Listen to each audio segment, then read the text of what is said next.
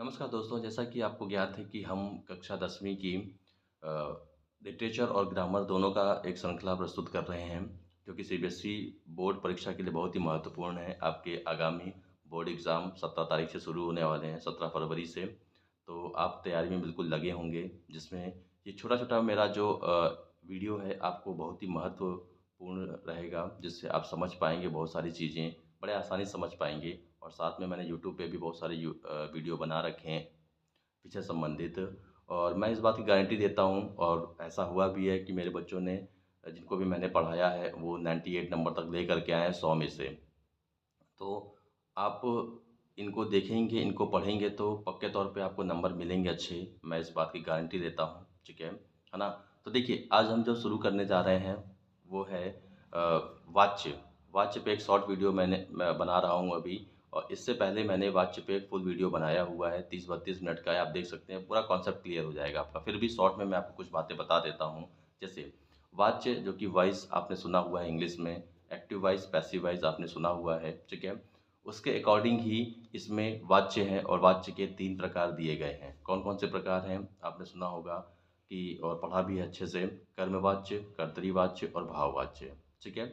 आपको इनको जब भी कभी हल करना है तो सबसे पहले आप क्वेश्चन को देखिए और उसमें ढूँढिए कारक। सबसे पहला काम है आपको कारक, वो भी संज्ञा के पास का, सर्वनाम के पास का, इवन सब्जेक्ट के पास का, ठीक है? सब्जेक्ट आप ध्यान दीजिए कि उस वाक्य में सब्जेक्ट कहाँ पे है, और उसके अकॉर्डिंग आप ढूँढिए कि कारक कहाँ पे है, कौन-सा है। देखिए, जैसे कर्ता का कारक आपको पता है, कर्ता ने, ठीक है?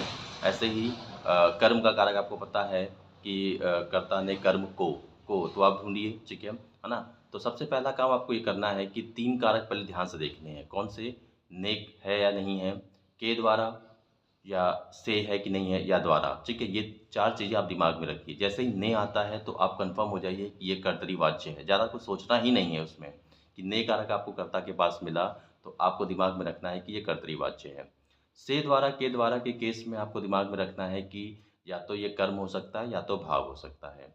अब क्रिया के साथ अगर कर्म लगी है तो वो सकर्मक क्रिया है, तो वो पक्के तौर पे कर्मवाच्य होगा, और अगर क्रिया के साथ कर्म नहीं है तो वो क्रिया अकर्मक है और वो भाववाच्य होगा, ठीक है?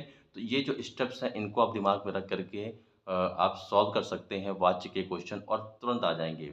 आप सीबीएसई के पुराने बोर्ड के पेपर देखिए, आप उसमें ने पे बहुत सारे क्वेश्चन पूछे गए हैं कि ने आया, आपने बता दिया कि सर ये कर्तरी वाच्य है, ठीक है? भाववाच्य और कर्मवाच्य निकालने के लिए आपको क्रिया सकर्मक और अकर्मक के बारे में पता होना चाहिए, ठीक है? डिटेल में आप मेरा वीडियो देख सकते हैं, आपको समझ में आएगा, ठीक है? धन्यवाद।